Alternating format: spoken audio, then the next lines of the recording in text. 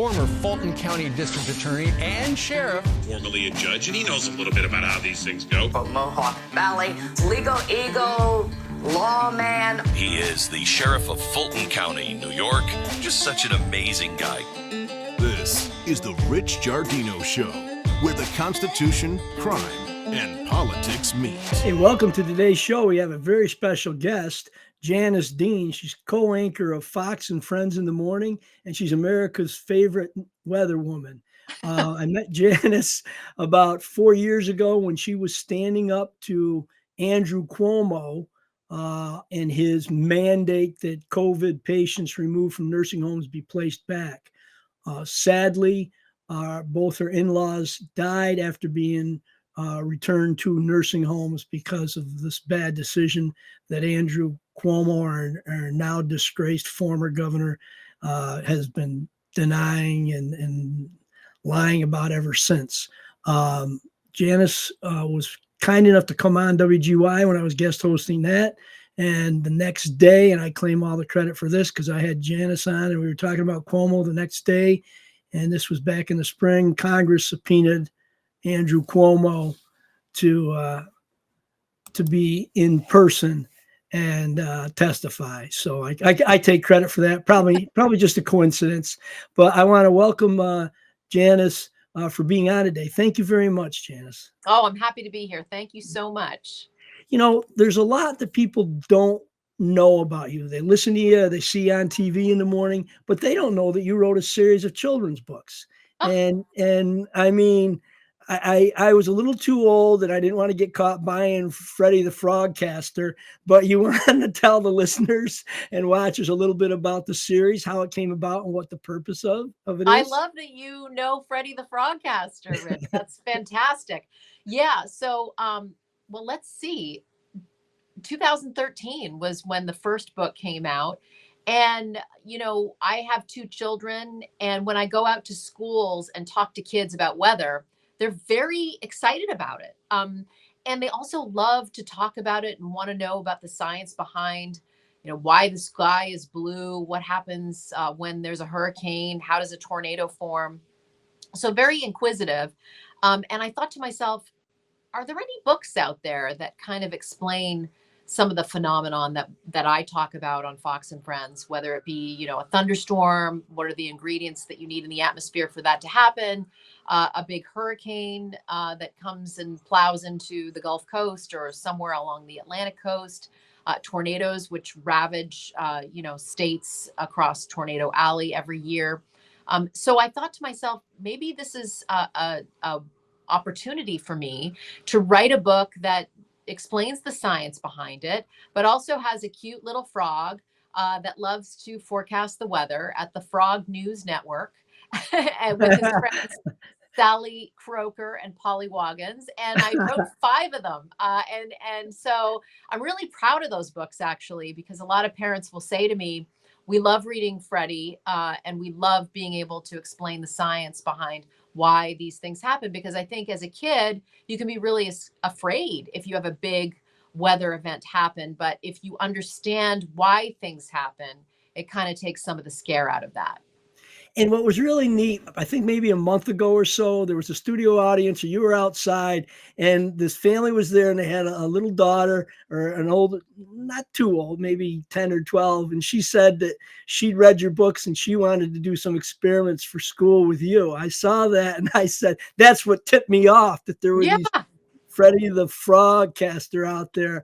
But it just showed that we can connect with kids on educational stuff. And we've gotten so far away from that with everybody on a Google machine and everybody on their cell phones. And they give kids cell phones at very young ages now. But I thought, you know, that's what's going to inspire the next generation of weathercasters, the next generation of people who work at NOAA and do all these things, because they start out early with an interest in it and something spurs them on. So I think that was kind of neat. And then on a serious note, you did write 2 other bestsellers that were fascinating. I haven't read through all of them. I read some summaries, but I want to start with the one you wrote about Make Your Own Sunshine, inspiring stories of people who find light in darkness. Can you tell us about that and some of the stories? Now, that was pre-COVID, I think, right? 2019? Actually, I wrote that book during COVID. The first book I wrote was Mostly Sunny, which was a biography, a memoir about my Mhm. life, how I got to Fox, and some of the challenges that I've had over the years. And after writing that book, I thought I want to write about other people, Mhm. and challenges that they have been through. Going through a stormy period in their life, and then the sun comes out.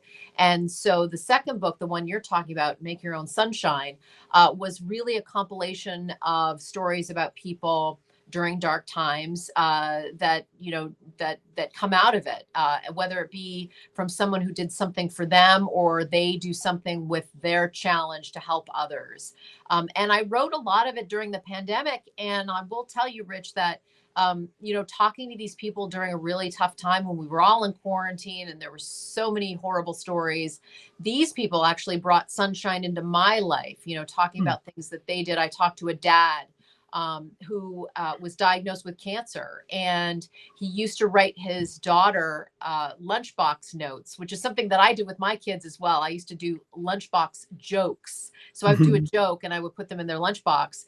But he would do sort of a note every day to his daughter. And when he found out he had cancer and that might not survive, he wrote hundreds of those to get his daughter up until she graduated from high school. He's still alive. He Oh, beat good. cancer, but it was one of those stories that just a little note in somebody's lunchbox to let them know that you're thinking of them, can really turn around a day. Especially, my hours are such that my husband is the one that gets my kids out the door. So I wanted them to know that I was thinking about them, that their mom was, still thinking about them, even though I work very early hours and I don't get to see them off to the school bus every day. Other stories about a teacher, a new student of hers had really short hair and people were making fun of this little girl. So the teacher decided to cut all of her hair off to make an example of it doesn't matter what we look like. Mhm. We all can love each other, despite, maybe not looking the same as everyone else. So, a little story like that.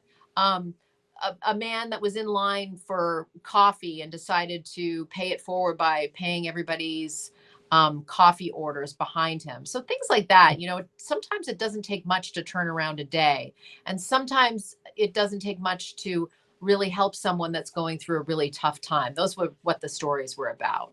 And where did you get like, would people email you or write to you when this was going on? Because I think people stopped writing, but every once in a while I get letters. I mean, where did you come up with the topics and the people? I mean, through your work or? Yeah, absolutely. I would actually get people that would email me, and I do a daily feature. If you listen to Fox News Radio, every day I do a 60-second feature called The Dean's List, where it's a good news story in between, the news and the weather and sports. And I've been doing that for many years now. So I already had ideas of stories that I wanted to expand on from doing the Dean's List. And that's what happened. I would remember a story that I did and I would, do research to try to find people. Nowadays with Facebook and social media, it's pretty easy to track people down, and or someone knows someone that will, Mhm. connect you to the person you want to talk to, and that's exactly what happened. I would read some of these news stories, and I would, get my team to track them down, to get them on the phone to write a whole chapter, which was really such an amazing thing for me, especially during a really dark time such as COVID that we all went through. I'm going to send you a nomination for the Dean List Sure. because one of my guests who's lined up is Mark Mulholland, and he's a WNYT Channel 13 local newscaster and anchor, and he's been there for years, and he does a lot of feel-good stories. But what he did was his wife Kelly died of cancer, and he had young children. And while we have Make-A-Wish for kids with cancer and sick kids, he came up with Kelly's Angels, which raises money for kids who've lost their parents, a Oh, parent or wow. both. And it helps bring the kids together. He does every 2 years they do a nice formal ball. In the off years, every year they do a walk or run in the park. in Saratoga, New York. It's beautiful. I go, I don't run or walk. I just eat at the vendors because they have a lot of summer cinnamon donuts, apple pies, anything you want. But they're fundraisers for Kelly's Angels. And he's a good little story. I don't mean that, because what he's done is taken a Make-A-Wish and flipped it around for kids who've lost their parents. And I love it.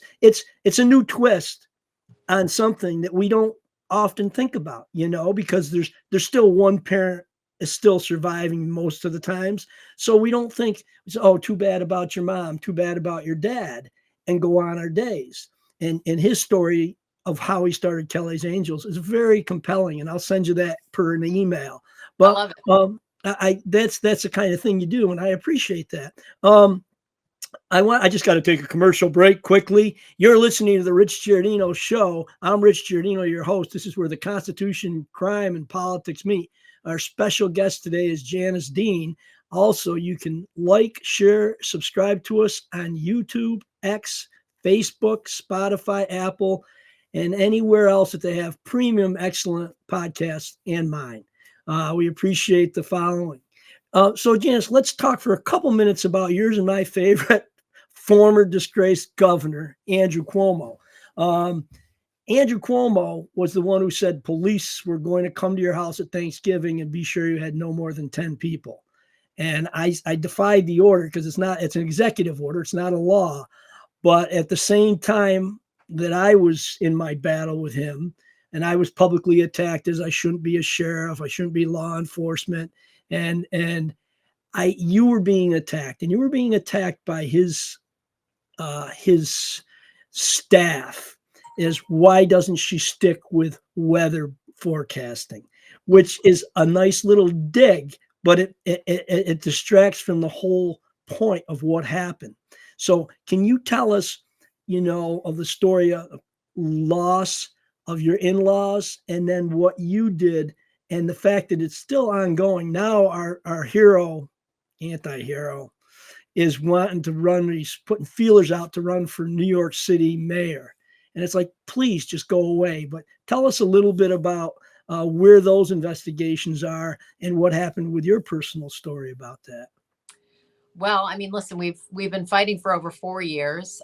We lost both of my husband's parents in separate elder care facilities. No idea that the governor had signed an order, a directive to put over 9,000 COVID positive patients into where our most vulnerable lived. You can definitely say we didn't know a lot during the pandemic, especially in the beginning. But the one thing we knew with the elderly were the most vulnerable to the virus. And here's our former governor deciding that was the only place to send COVID positive patients instead of some of the facilities that the federal government, the Trump government, had given him, like the Comfort Ship, like the Javits Center. Samaritan's Purse also lend a hand and put in makeshift places in Central Park. There were many places that our health department could have sent COVID positive patients, but instead they put them where our elderly lived. And, we lost both of my husband's parents.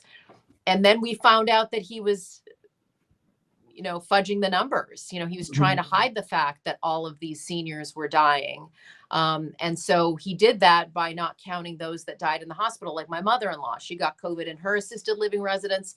She was diagnosed in the hospital. She died several days later, but they didn't count her death. And that was his way of trying to hide those numbers. So here we are, close to 5 years later. March 25th will be the 5th year anniversary of that directive. And listen, we're still fighting behind the scenes. It's not in the headlines. People don't want to really revisit COVID. But I feel like we have to, because if we don't find out what happened to our loved ones, then it's going to happen again. And there have been investigations, most recently with the subcommittee in DC for the coronavirus, where they brought Andrew Cuomo in to testify in front of Congress regarding his nursing home directive. And he lied and blamed everyone else like he usually does. But they put out, an after action review, essentially talking about especially what happened here in New York. And instead of acknowledging, apologizing, trying to make up for what he did. He wrote a book about himself. He chased a $5 million book deal while, our loved ones were dying by the thousands. So he continues to try to get into power. And I've gotten to know quite a few people that have had contact with the governor over his career. And they've told me that the only thing he really feels that motivates him is power. He doesn't really care about anything else, doesn't care about his family, doesn't care about, spending time to reflect on decisions that he made. He just wants to be in the spotlight again. That's what feeds him. And how sad that is. But we'll continue to fight behind the scenes. I still think we need a proper after action review. Governor Kathy Hochul has not helped at all. She was subpoenaed for information, and she did not give information to Congress that she was supposed to. So there has to be a reckoning, Rich. There has to. We had a 9/11 commission.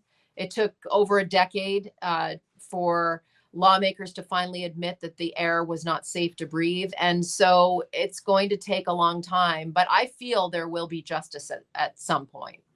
I agree with you. And a couple of the observations that I made at the time, and firsthand, was he had Melissa DeRosa, he had other people around him, he had his hand-picked health commissioner say, oh, no, this didn't happen that way. And she even publicly told, if I'm not mistaken, it was donors and others, that, well, we didn't want to come out and say how many really died because we didn't want the federal government using it against us at the time.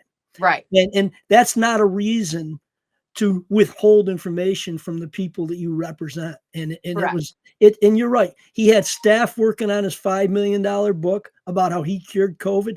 I don't know. Did I ever send you the poster that I had created as a result of it on Cuomo? No. And I'll send one along the counter for you. What happened is he had these progressive New York posters. I don't know if you remember them. Oh, I remember. 3 or 4. So I made a regressive New York poster, and it had him on the New York NYS Titanic, and it had Second Amendment guys in a boat running away from New York while de Blasio was his first mate. And then I had a coffin with the "Who Cares" on it, with his Cuomo books that said half price / reduced. And I had blood on his hands. I will send it to you. I commissioned it. I got a website.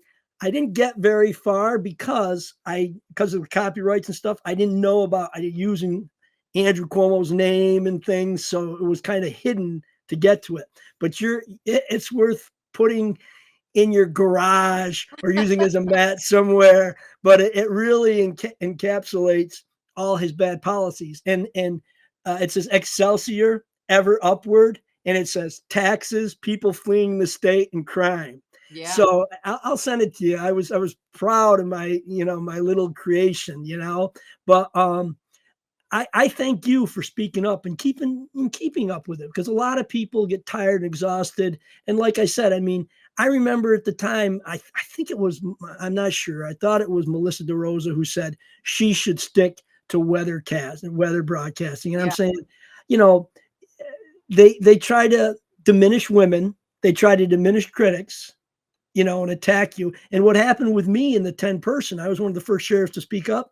The next week he came out and says, well, of course I wasn't saying I was going to send the police to your house. No, that's exactly what he said. He said he's going to. So he never apologized. And I found it interesting that, he went to the same law school as me, Albany Law School, and he was 2 years ahead of me in law school. And he was always a bully in law school. When he played basketball, he elbowed everybody, and he followed that through in his political stance. As we wrap up and start to head into 2025, what tips do you have for families and people to stay positive? And what do you, let me ask it this way. What do you forecast for 2025 as how we're going to have as the new year? I think it's going to be a good year, Rich. I do. I like to look at the glass half full. I like to look at the sunny side of the street. And I just feel like, for so long, for so many years, there's been so much division, but I think there is a glimmer of hope. I feel like next year is going to be a good year on many fronts. And I do believe, like, for all of us, that one wants some kind of accountability. I feel like Mhm. the wheels are in motion, and like I told you before, it doesn't take much to turn someone day around. If Mhm. it's holding open a door, if you're smiling at somebody, if you tell them to have a good day, something as simple as silly as that, um, it's helpful.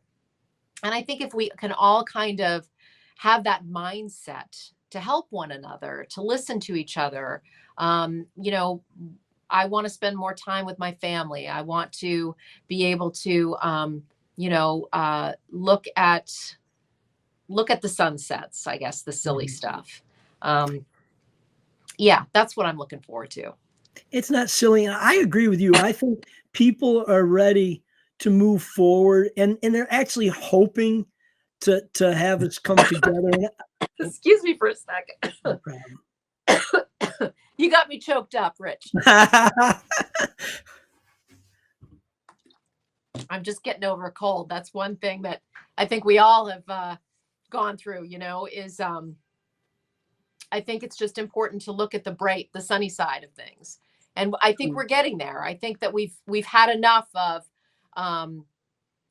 being locked away and being told what to do, and having a voice is really important. Sometimes it only takes one voice to make a difference. To So I have hope people, more people yeah. take Well, I that. thank you for standing up and speaking out. Two other things I want to mention is the Voices for Seniors. Janice Dean did a piece on that. Voices for Seniors is a group that's a nonprofit that raises funds, and they give to the seniors in nursing homes who don't have family, maybe don't have any friends, and they help provide them with little things that they otherwise don't get through the system that we have in place, whether it's Christmas presents or whether it's just gifts throughout the year, or whether it's a food item that's not provided. And so it's Voices for Seniors. You can go online and Google it yourself and look it up. But she spotlighted it in one program, and it stuck with me. It's a very worthwhile program.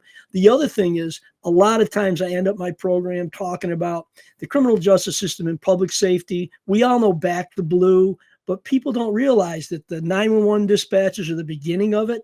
Because without them, we don't get fire, police, EMS. We don't get who we need, mental health caseworkers.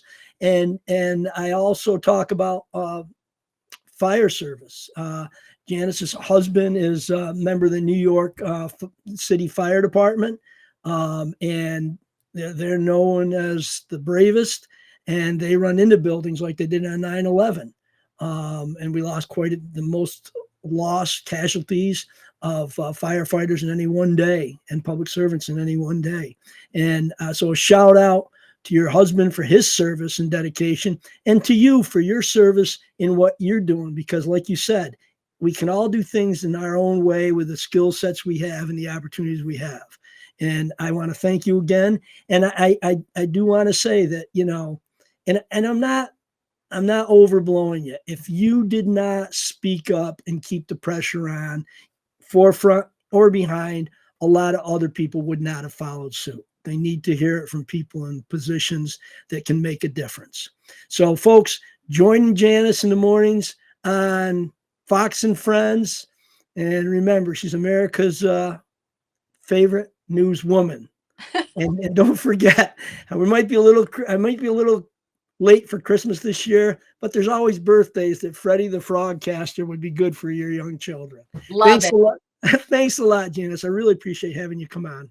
Thanks, Rich. Be safe. Have a good new year. Thank you. You too, my friend. God bless. Thanks a lot. Bye-bye. God bless. Like and subscribe to The Rich Giardino Show, part of the Elite Influencer Network, wherever you get your podcasts. And we'll see you next time on The Rich Giardino Show, where the Constitution, crime, and politics meet.